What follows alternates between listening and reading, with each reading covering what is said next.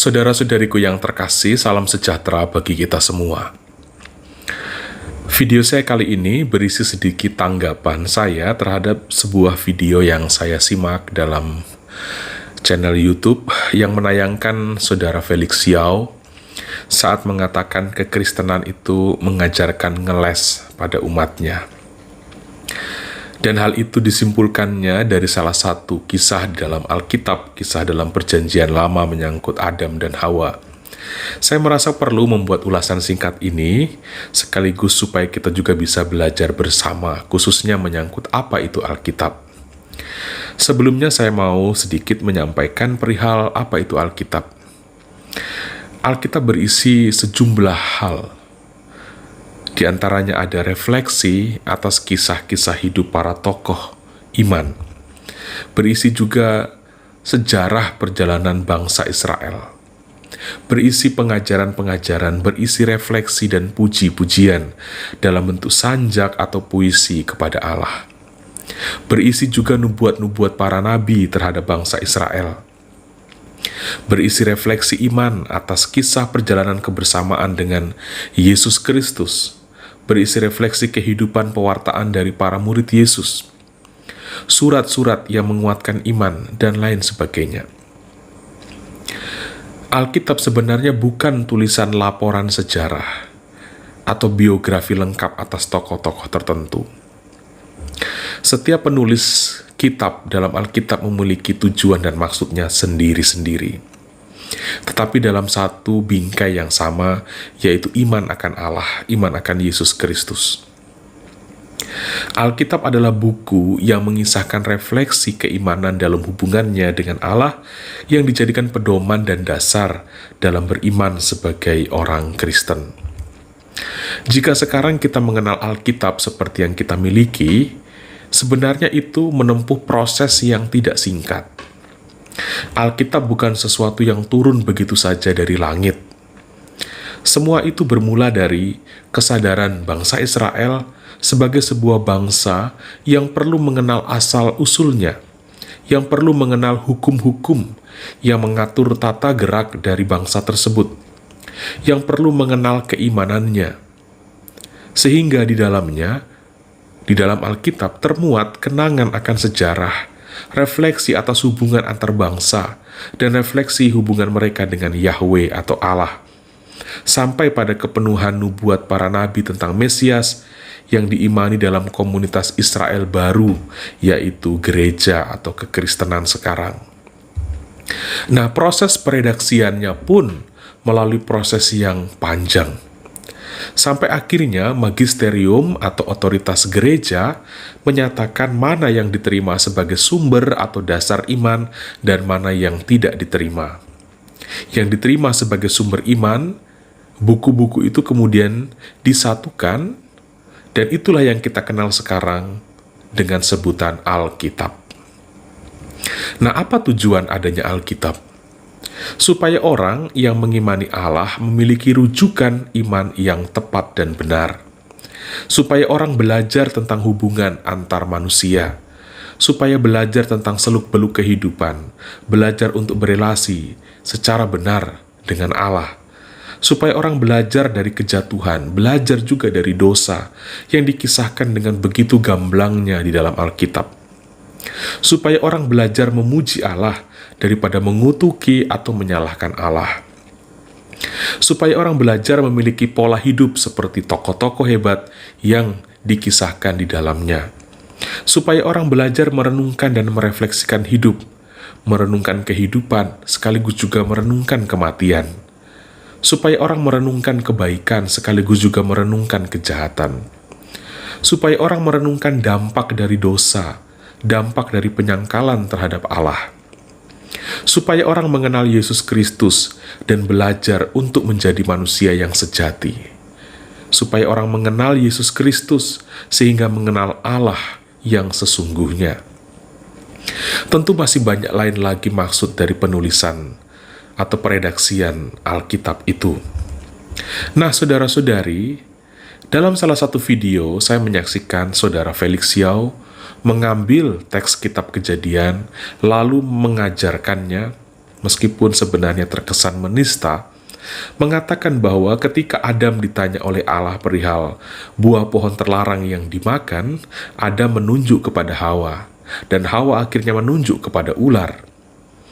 Oleh saudara Felix Yao, kisah Alkitab ini dinilai memuat unsur pengajaran, yakni mengajarkan umat Kristen untuk ngeles. Saya cari di dalam internet apa sebenarnya arti dari ngeles ini. Ngeles itu ditulis sebagai atau memiliki arti menampik, menghindar, membela diri, membenarkan diri. Sesudah mengerti arti dari kata ngeles ini, saya sangka ini jauh sekali dari pengajaran kekristenan. Kekristenan tidak pernah mengajarkan umatnya untuk ngeles. Kekristenan oleh Felix Yao disebut-sebut mengajarkan hal-hal seperti itu.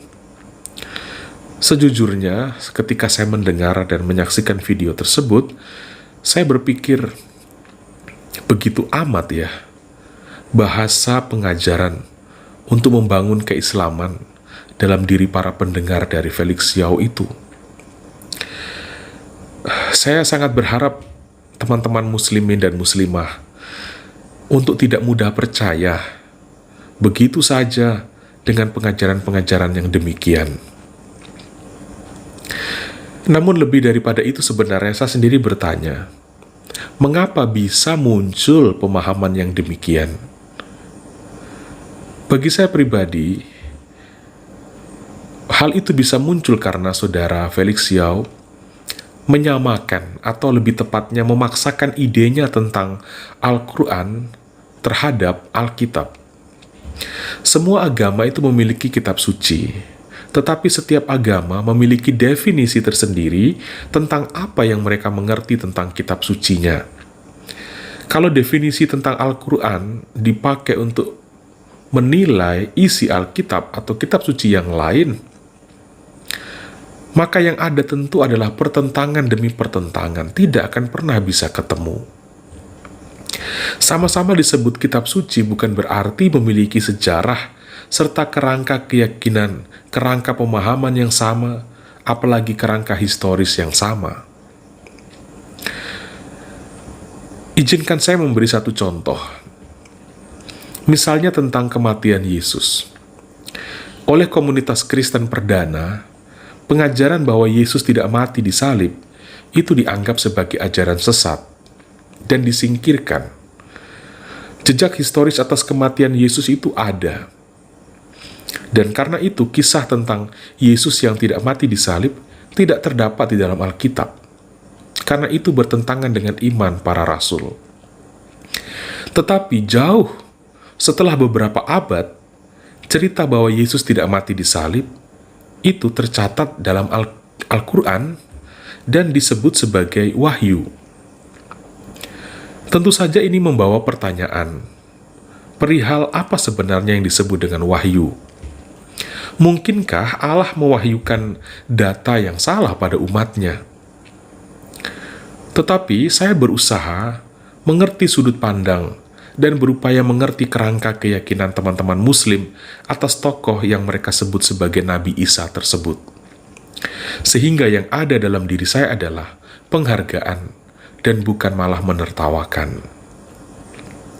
Jadi saudara-saudari, saya berharap sekali untuk para pengajar agama, fokuslah pada isi ajaran agamamu sendiri. Jika hendak mengajar, tidak perlulah menjelek-jelekkan agama orang lain, sampai menista, apalagi menertawakan. Jangan mengajari orang menertawakan ajaran agama yang tidak dianutnya. Kalau ingin meningkatkan cinta, tetapi dengan mempropagandakan kebencian, bagi saya itu hanya akan menunjukkan inferioritas iman. Dahulu, saat saya masih kuliah, kami memiliki satu mata kuliah, Islamologi. Dosen kami seorang pastor Katolik yang belajar dan mendalami ilmu tentang keislaman ini. Sepanjang perkuliahan itu, tak ada satu pernyataan pun dari kami para frater dan dari dosen kami tersebut yang bernada penghinaan, bernada cibiran, bernada menertawakan atau menyepelekan agama Islam. Kami mempelajari Islam dengan tujuan memahami, mengerti, lalu dengan begitu kami semakin bisa menghargai perbedaan. Supaya kami tidak mengadili rekan-rekan Muslim dengan cara pandang kami sebagai seorang Katolik. Saya berharap budaya saling menghargai antar pemeluk agama semakin tumbuh di Nusantara kita yang tercinta ini. Saudara-saudariku, itu sedikit tanggapan saya atas video yang sempat saya nonton tersebut. Semoga pesan perdamaian ini dapat disimak dan akhirnya toleransi dan hidup kerukunan antar agama semakin dapat diwujudkan di tanah air kita Indonesia. Tuhan Yesus memberkati kita semua.